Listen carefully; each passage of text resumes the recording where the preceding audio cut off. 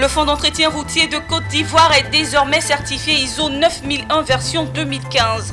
Le directeur général du FER, Lanciné Diaby, l'a annoncé ce mardi à l'occasion d'un point presse.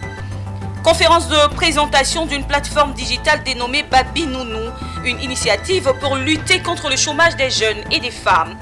Et puis le centre de métier Michel Yakis offre des opportunités aux jeunes entrepreneurs évoluant dans le secteur de la mode. Et voilà pour les titres. Bienvenue, madame, monsieur. C'est officiel.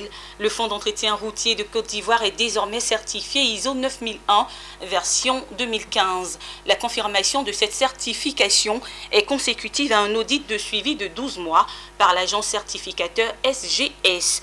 Le directeur général du FER, Lanciné Diaby, l'a annoncé ce mardi au cours d'un point presse. Des détails avec Daniel Kodjo et Richard Akeke. Certification ISO 9001 version 2015. C'est la nouvelle norme attribuée au fonds d'entretien routier pour sa détermination à accompagner la dynamique de l'émergence et de rayonnement de la Côte d'Ivoire à travers des résultats tangibles. Il s'agit entre autres du financement du programme routier, les mises en service de postes de péage et stations de paysage, une crédibilité financière et une capacité de remboursement. La crédibilité du fonds d'entretien routier est reconnue sur le marché financier, ce qui est confirmé par les agences de notation financière panafricaines comme Bloomfit, où nous sommes confirmés à la note A1, ce qui est une performance.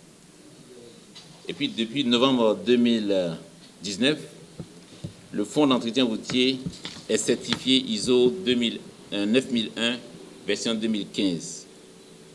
La rencontre de ce jour s'inscrit dans le cadre de l'audit de suivi de la certification ISO 9001 version 2015 à 12 mois.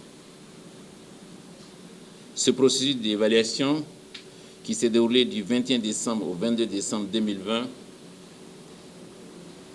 a permis aux experts de l'organisme de certification SGS, qui est une référence mondiale, de passer en revue tous nos processus en vue de confirmer que notre entreprise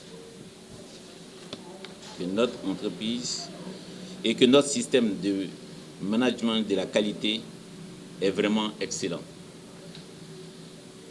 J'ai l'honneur de vous informer, au nom du comité de direction et à mon nom propre, que SGS vient de nous renouveler la certification du FER à la norme internationale ISO 9001 version 2015. Le fonds d'entretien routier s'engage à relever les défis de la normalisation du système de management de la qualité. Avec la confirmation de sa certification ISO 9001 version 2015, le FER renforce sa crédibilité et son image d'entreprise publique de référence qui contribue ainsi au rayonnement de la Côte d'Ivoire sur l'échiquier africain et international. Et cette année, la chaire UNESCO aux femmes et pouvoir de décision a multiplié les initiatives de paix en Côte d'Ivoire. À travers Créapaix, communauté régionale pour l'autonomisation et la paix, elle a mobilisé de nombreux acteurs, dont les femmes, à la consolidation et à la préservation d'un environnement apaisé. C'est donc pour faire le bilan de ces actions que Créapaix a tenu un atelier à Abidjan. Il s'agit surtout de voir les défis actuels à relever en matière de promotion de paix. Le reportage de Emmanuel Bonzo et Tima Traoré. La chaire UNESCO aux femmes et pouvoir de décision a été hyper active en 2020.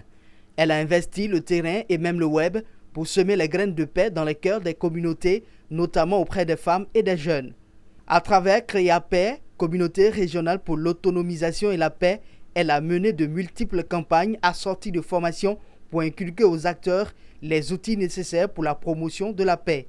Des actions qui ont pu se réaliser avec l'appui important de partenaires financiers et techniques. Une forte implication des femmes dans la paix permet de développer des approches innovantes, plus adaptées aux réalités socio-culturelles et plus mobilisatrices des différentes couches sociales. Je réitère donc l'engagement et la disponibilité du PNUD à soutenir et à apporter des ressources techniques et financières pour garantir une paix durable et une cohésion sociale à travers un rôle plus affirmé des femmes en Côte d'Ivoire. L'Union africaine, nous avons choisi d'être aux côtés de Madame Efrazi Yao. Des soutiens majeurs qui ont aidé la chaire UNESCO aux femmes et pouvoir de décision à obtenir des résultats positifs lors de campagnes de paix auprès des jeunes, femmes et leaders de communautés. L'atelier initié par CREAPAIX a donc été l'occasion non seulement de passer en revue les initiatives de paix de l'année avec en ligne de mire de définir des stratégies pour mieux affronter les défis actuels en matière de promotion et de maintien de la paix. Le premier défi, c'est la formation.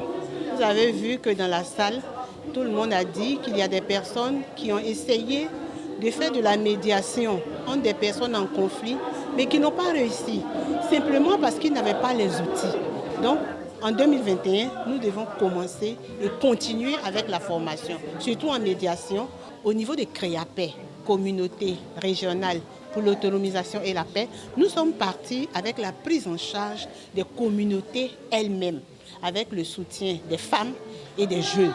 Et je pense que si les politiques vont dans le même sens au niveau du dialogue, de la conciliation, vous voyez que les communautés seront encore plus renforcées dans ce qu'elles sont en train de faire. En matière de résolution de conflits, les femmes se positionnent comme un acteur incontournable pour la consolidation et la préservation de la paix. Elles ont montré leur engagement et se disent déterminées à relever les défis actuels pour créer un environnement plus apaisé. La chaire UNESCO aux femmes et pouvoir de décision envisage montrer la même détermination dans la promotion de la paix. Via CREAPAIX, elle entend continuer de faire de la paix une activité et non une passivité dans le but d'œuvrer à sa préservation et consolidation en Côte d'Ivoire. Il s'est tenu ce lundi à Abidjan une conférence de présentation d'une plateforme digitale dénommée Babi Nounou. Cette application permettra de mettre en relation les Babi Pro qui sont les travailleurs et les Babi Zen qui sont les usagers. Une initiative de Pascal Kwame pour lutter contre le chômage des jeunes et des femmes. Des précisions avec Biti Kwaku et Richard Akeke. Babi Nounou est la première application de service aux particuliers. 100% made in Côte d'Ivoire. Elle est conçue pour faciliter la mise en relation entre les Babi Pro et les Babi Zen. Entendez par Babi Pro tous les talents, les professionnels exerçant les 10 petits métiers, notamment les nounous, les plombiers, les coiffeuses. Quant aux Babi Zen, ce sont les particuliers, hommes, femmes, jeunes, qui sollicitent les services des Babi Pro. Le Babi Zen et le Babi Pro téléchargent gratuitement l'application. Le Babi Zen et le Babi Pro bénéficient de tous les services de la plateforme. Et bien évidemment, c'est un modèle économique aussi. Il se trouve que nous avons des options en premium qui offrent un certain nombre d'avantages non essentiels mais confortables sur lesquels donc vous pouvez également accéder, via lesquels vous pouvez également accéder à travers des abonnements très accessible. La plateforme Babi Nounou se distingue d'une agence de placement en ce sens qu'elle fournit du travail temporaire à ses utilisateurs et qu'elle est entièrement digitalisée. Pour l'initiatrice du projet Pascal Kwame, cette plateforme a pour but de lutter contre le chômage des jeunes et des femmes. Babi Nounou, c'est une aventure humaine, c'est une aventure technologique. C'est le besoin qu'on a ressenti de faire notre part dans la lutte contre le chômage en créant une application avec pour symbole un métier, une prestation emblématique des familles, le métier de nounou. C'est pour ça que ça s'appelle Babi Nounou. Mais derrière cette symbolique-là, il y a tout un ensemble de métiers dits petits, mais qui sont grands par leur côté indispensable pour que nous autres puissions mener à bien nos carrières, nos activités. Et Babi Nounou vient donc pour apporter sa pierre à l'édifice dans la construction d'une société solidaire, durable et qui a pour ambition de réduire donc le chômage. L'application Babi Nounou se veut solidaire des familles. Elle entend générer plus d'1 million de mises en relation et ambitionne de subventionner 1000 formations courtes et pratiques par an. 182 étudiants issus du réseau des universités des sciences et technologiques d'Afrique, en abrégé RUSTA, ont reçu le diplôme de fin de formation. Ces parchemins officialisaient leur promptitude à accéder au marché de l'emploi après plusieurs mois de formation. On en sait plus dans ce reportage signé Daniel Kodjo et Augustin Kra. L'heure est aux félicitations au groupe RUSTA. De toutes filières confondues, les étudiants en licence 3, DUT, master et doctorat reçoivent leur diplôme de fin de formation après des années académiques de qualité. C'est une satisfaction pour les récipiendaires qui vantent les mérites des cours dispensés au sein du RUSTA. Recevoir un diplôme de la part du RUSTA, disons que c'est vraiment pas facile. Il faut vraiment beaucoup de courage pour recevoir un diplôme de la part du RUSTA. Donc nous disons que nous sommes vraiment heureux d'avoir reçu un diplôme de la part du RUSTA. Que des émotions, après tout ce qu'on a eu à traverser au RUSTA. C'est pas facile d'avoir un diplôme du RUSTA. Si tu viens d'avoir un diplôme du RUSTA, tu dois être heureux parce que c'est pas du tout facile. Et moi, personnellement, la formation est de qualité. Oh, ça me donne un honneur car je reçois un diplôme qui est reconnu par les instances internationales et qui me permet d'acquérir des compétences professionnelles dans les différentes entreprises de la sous-région. Et au niveau des cours, je peux dire que la qualité de l'enseignement est vraiment de taille, car nous sommes très bien formés, nous recevons des cours qui sont vraiment très importants pour nous et vraiment je tire mon chapeau au RUSTA.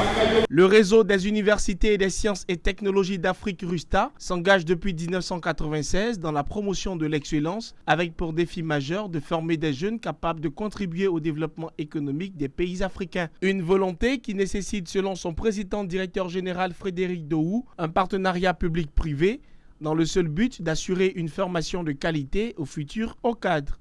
Il est évident que seul le recours à un partenariat public-privé fécond et dynamique peut conduire au succès dans le domaine de la formation des cadres de haut niveau.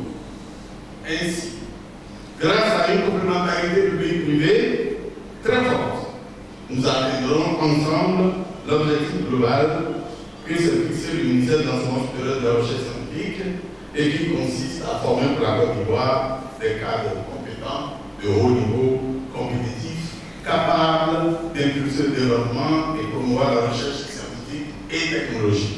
La remise de diplômes aux étudiants du RUSTA confirme leur promptitude à accéder au marché de l'emploi pour certains ou de poursuivre leurs études pour d'autres. Un fanion a été remis à la nouvelle génération d'étudiants pour exprimer les encouragements face à une formation rigoureuse qui les attend au sein du RUSTA.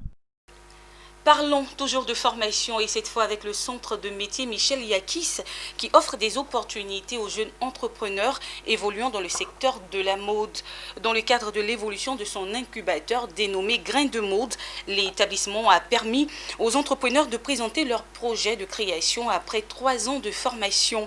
C'était au cours d'un défilé de mode que je vous propose maintenant via ce reportage signé Daniel Kodio et Augustin Kra. Le défilé à Afrique Fashion.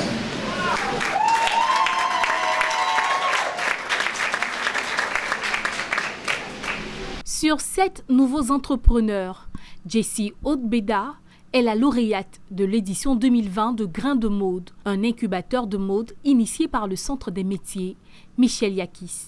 Détentrice du prix Mariam Djibo, la gagnante empoche entre autres la somme d'1 million de francs CFA, une machine à coudre, une surjeteuse et une exposition de sa marque dans certaines galeries d'art d'Abidjan. Que d'émotions.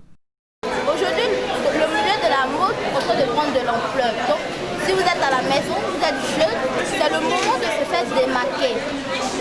Aujourd'hui, à Grain de Mode, vous avez tout ça de tout est possible à Grain de Mode. Nous nous invitons, venez regarder, visiter Grain de Mode. Tu vas développer un esprit qui est en toi, que tu ne sais pas. En termes de prestations, on est passé par toutes sortes d'émotions avec les différents impétrants qui étaient là aujourd'hui. Et je pense que tout s'est joué finalement sur la sensibilité et le critère entrepreneurial. En initiant ce concours de défilé à travers son incubateur Grain de Mode, l'établissement Michel Yakis s'engage dans une formation des futurs entrepreneurs du secteur. Une opportunité pour les apprenants de bénéficier d'un renforcement de capacités sur la gestion, le digital, la communication, la comptabilité, la finance, le marketing, mais aussi et surtout la couture du prêt-à-porter et du sur-mesure. Vous êtes styliste, modéliste, vous avez déjà suivi une formation dans un établissement. Peu importe l'établissement, vous désirez créer une marque, vous désirez créer une entreprise. L'incubateur Grain de Mode répond à vos préoccupations. Vous venez vous inscrire. C'est 12 mois d'incubation pour à la fin sortir une marque, un projet de création de marque et un défilé de mode. Grain de Mode est le premier incubateur de mode en Afrique de l'Ouest. Ce concept est un véritable parcours entrepreneurial destiné aux jeunes ayant déjà bénéficié de 2 années intenses de formation dans un quelconque établissement. À la fin de l'incubation, l'entrepreneur de mode obtient le CAP Coupe Couture, le BT Stylisme et Modélisme et enfin le certificat d'entrepreneur de mode.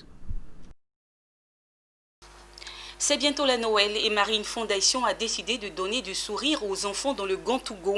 Son représentant en Côte d'Ivoire a offert des cadeaux de Noël à plus de 150 enfants dans la localité de Sanlo et de Dougou-Tigui-Dougou. Cette initiative de Marine Fondation vise à apporter modestement du sourire à ces enfants et à leurs familles en cette période de fête de fin d'année. Le commentaire de Pierre Tebeu et Marie Seri. Marine Foundation n'est pas arrivée dans le Grand-Togo les bras vides, surtout en cette période de fête de fin d'année. Comme chaque année, Marine Foundation a voulu renouveler son engagement auprès des enfants de Sanlo et de Dougou-Tigui-Dougou pour leur faire vivre la magie de Noël. La première étape de ce périple a eu lieu à l'école primaire publique de Sanlo. Ce moment riche en émotions et en surprises a été l'occasion d'offrir un instant de bonheur aux petits qui attendaient avec impatience le Père Noël. L'ambiance festive était marquée par de nombreuses animations. La gaieté et l'engouement marquaient le visage des tout-petits qui ont reçu chacun un cadeau de Noël de la part du représentant de la présidente de la Fondation. Cette célébration est perçue pour nous apprenants comme un signe de reconnaissance et d'encouragement à notre égard. Par ma modeste, tous les élèves de l'EPP d'Outi-Dougou disent merci à toutes.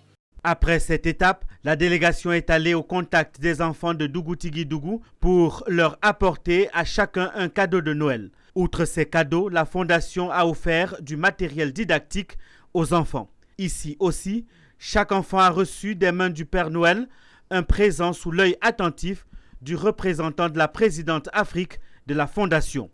Pour lui, ces différents dons témoignent de leur attachement aux enfants de la Côte d'Ivoire pendant cette période de cadeaux.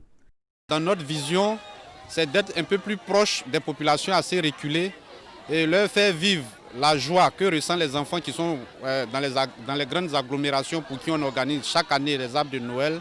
Et ici, dans les localités assez reculées, c'est rare que ces événements-là se produisent. Alors, pour encourager ces enfants-là des localités reculées, c'est ce qui fonde notre choix. Chaque année, on fait l'effort de visiter au moins 2 localités à l'intérieur du pays pour apporter de la joie dans le cœur des enfants et les inciter et les encourager à travailler davantage. Un geste hautement apprécié par les élus de la localité qui saluent les actions de la Fondation. L'étape de Douti-Dougou fut pour nous une belle occasion qui nous a permis donc de récompenser, de permettre à nos enfants les meilleurs de pouvoir faire rentrer dans cette nouvelle année avec des jouets, ce qui est inédit, ça n'a jamais eu lieu dans notre région comme vous avez pu le constater. Pour certains même c'était la première fois de goûter à des simples plaisirs comme avoir une barre de chocolat, donc nous vous disons merci. Après le Grand-Togo, Marine Foundation donne rendez-vous aux tout-petits des autres régions de la Côte d'Ivoire pour la célébration de la Noël 2021. L'Organisation des Nations Unies pour l'alimentation et l'agriculture, en abrégé FAO, en collaboration avec le ministère des Ressources animales et halieutiques, à travers le projet IPCAO, a organisé à Sassandra une journée de sensibilisation autour de l'impact des mangroves sur la pêche artisanale. Sur le site à Sassandra, plusieurs activités ont été menées afin de permettre aux bénéficiaires de s'approprier cette sensibilisation. Abel Kouaou nous en parle dans un commentaire de Pierre Tebeu. En Côte d'Ivoire, le projet IPC Afrique de l'Ouest est exécuté sur 2 sites pilotes, le débarcadère Moabed 6 et celui de Sassandra. Le projet Initiative Pêche Côtière en Afrique de l'Ouest, IPC Afrique de l'Ouest, a pour objectif global de renforcer la gouvernance, la gestion et les chaînes de valeur de la pêche par la mise en œuvre d'une approche écosystémique des pêches, d'outils internationaux pertinents et de partenariats innovants en matière de gouvernance. À la faveur de la journée mondiale de la pêche, le maire de Sassandra, Sangarésier Léonard, a salué le choix du thème de la journée. Il a par ailleurs sensibilisé les pêcheurs à adopter les bonnes pratiques de la pêche pour éviter les effets néfastes sur l'environnement.